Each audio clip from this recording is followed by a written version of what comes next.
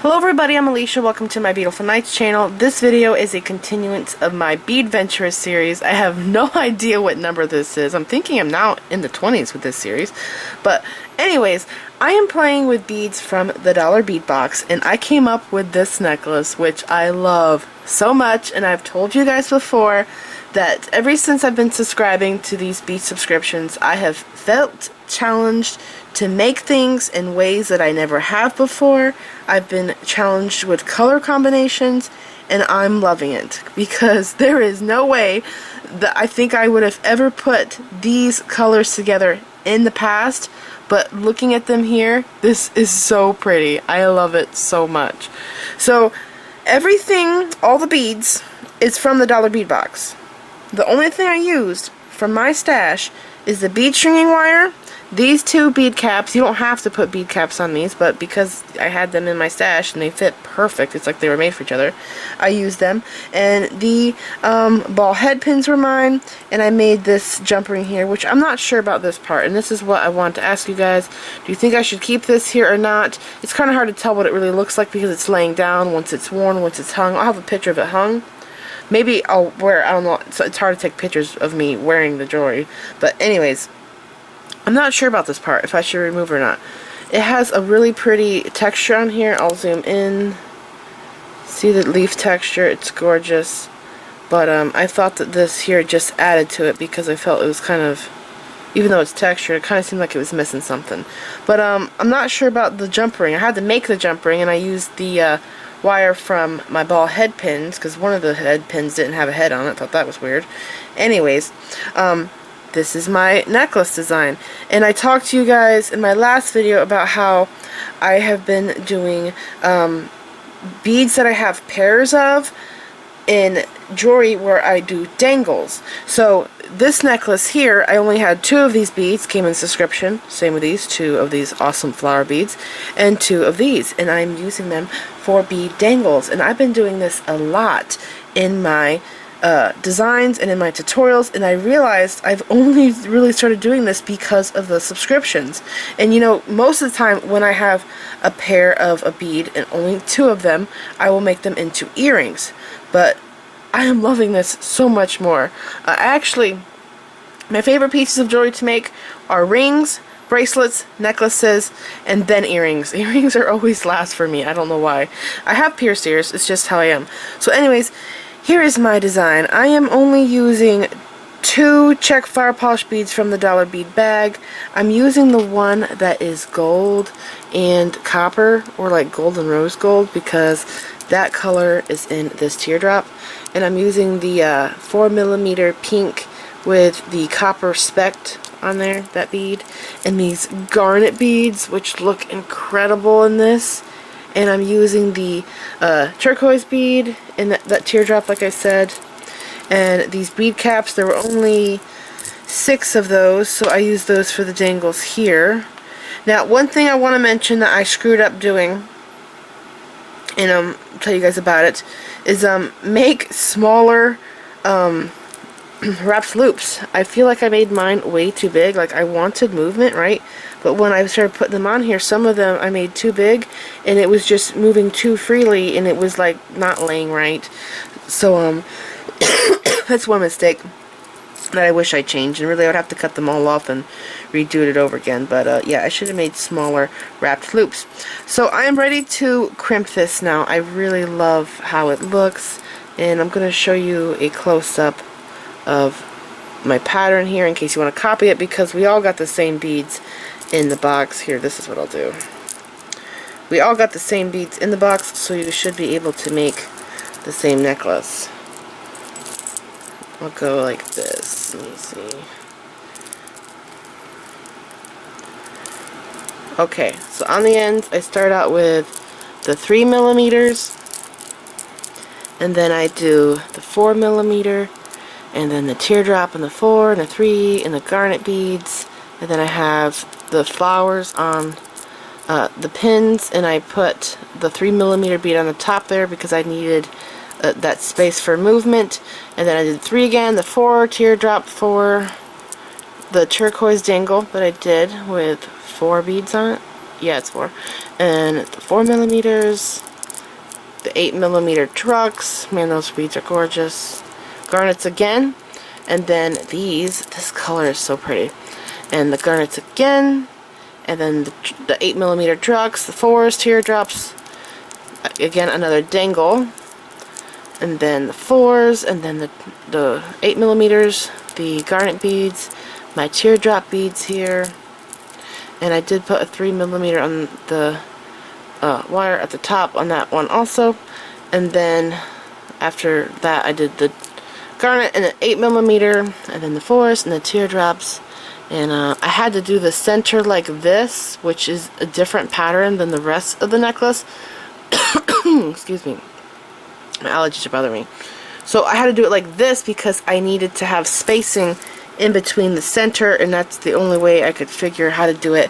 I actually have restrung this necklace like 12 times. No lie. I am like really perfectionist about getting things exactly the way I want them. And in case you didn't know, whenever I make something, I never sit down, make it, and finish it the first time I sit down to do the project. I always sit down, I'll start it, and maybe I'll like get close to finishing it, but I leave it. You gotta leave it and come back to it. Because when you do this, you will come back with a whole new mindset, and you'll see things that you can change, improvements.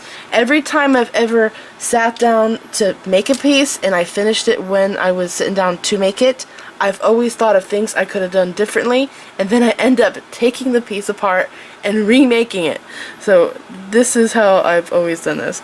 So anyways, let's go ahead and crimp this. I've showed you guys this before. The wire, the bead string wire I'm using is actually rescued from another project that I ended up taking apart, and I just cut the ends off where I crimped it, and I'm reusing it. So actually I would have liked it to be longer, but I already had it out, so I'm just gonna do it. I'm just gonna use it. So here is my crimp tube, and I am using this curb chain that I got in another subscription. I discovered that it is soldered. All the links are soldered shut, so it's really strong. And before, when I've done necklaces like this, I've actually gone into my jewelry box and got the thin cable chains, the cheapo ones, not like real gold or silver ones, but there's actually chains that are thinner than this that are actually soldered links that you get when you like buy a necklace or something. And you can get a lot of those at thrift stores, and those are really great for projects like this. Okay, so I'm putting my chain on just like that, and then I have to feed my wire through my crimp, and I can't go too far through here because my tail is short over there, so I'm just gonna pass through. Normally I do like 3 inches, but because I'm using a scrap piece of wire to save on materials, I think I'll just go like this. Okay, and I will be putting crimp covers on this. Mine are actually put away right now, so I probably will do that after the video. And I have done that in the video, so if you want to see me do that, you can go back to my other tutorials where I've done it before. Okay, I want to make sure, every time I crimp, you want to make sure that the wires are parallel to each other, side by side, and that they're not crisscross or overlapping, because you won't have a good crimp. So see right there how mine are parallel? Now I'm going to come in here. This crimping tool has 3 different size crimps you can use with it. There's 1, 2, and 3, and right here is the tooth that you use to put an indentation in it. And I'm going to do the indentation part first, so I'm just lining this up. Okay, making sure I'm in the camera view. I'm going to slide this down a little bit, and there we go. Okay, and then I'm going to turn it, and this is a small crimp. I'm actually going to go to my number 2 size. If you're not sure what crimp you're using, you could start at 3 and go down to the smaller size, which is what I do a lot. Okay, so I closed it a little, and now I'm going to go all the way over to my 1 notch and fold it completely. If it stops spinning on me, keep spinning. Okay. And then I completely flatten it.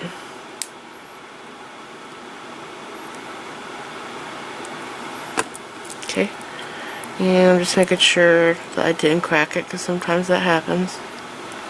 Nope, it looks good. We're good to go. Okay, then I have to feed my beads onto this wire. And the tension on this, I'm thinking that I might want it super tight, or maybe not. It depends on how my dangles are, because like I said, I feel like I made my wire loops a little too big, so we'll see how that goes.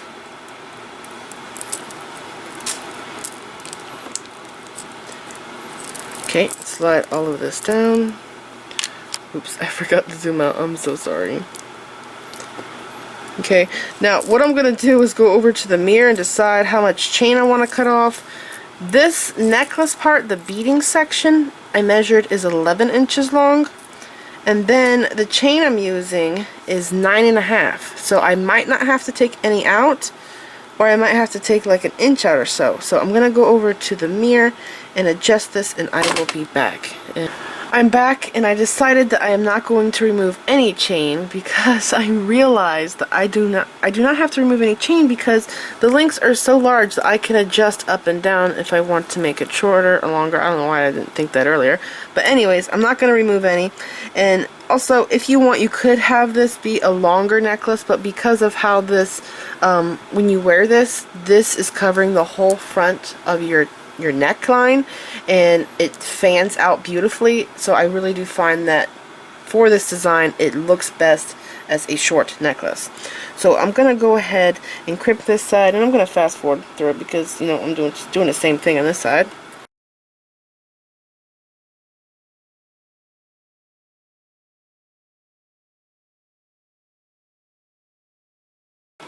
Now I am making sure that I get this tight. I need this to be tight because I made my loops too big. So I'm just checking and making sure that I don't have big spaces in between my beads. It doesn't have to be super duper tight, but you know, just tight enough to where it will lay right.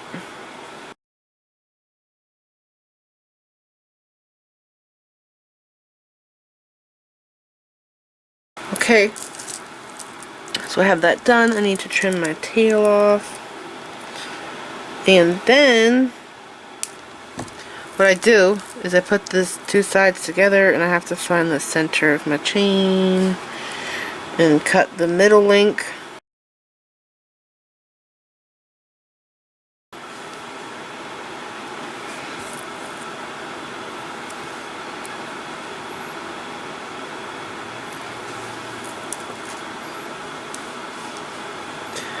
So I'm right-handed, and I always put the clasp on the right side, but if you are left-handed, put the clasp on the left side, or if you know somebody that you're making this for, you can put it on the left side. Okay, there's that side, and then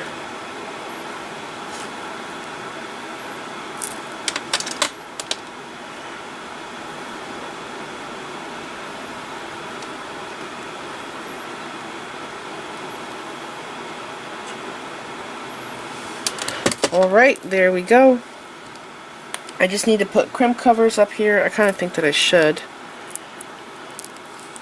I do have like the right amount of spacing. Like, it's just enough. See that there? It's just enough for movement, but it's not too tight where it's stiff. Oh, it's so pretty. I'm really happy with this. And let me know what you guys think. Should I remove this little dangle spot right here with the teardrops? It's kind of hard to tell what it looks like right now, but once it's on, or I take a picture of it standing up flat, it looks better. So this is it. I hope you guys enjoyed this tutorial. I really love this piece. It is so different. The colors are really pretty together, and I just love it. So I hope you enjoyed this video. Please like this video, leave me a comment, subscribe if you want to see more of my videos, and make sure you click the bell button so you get notified whenever I upload new videos. And check me out on my social media sites. I'm on Facebook, Instagram, Pinterest, and Twitter. Thanks for watching.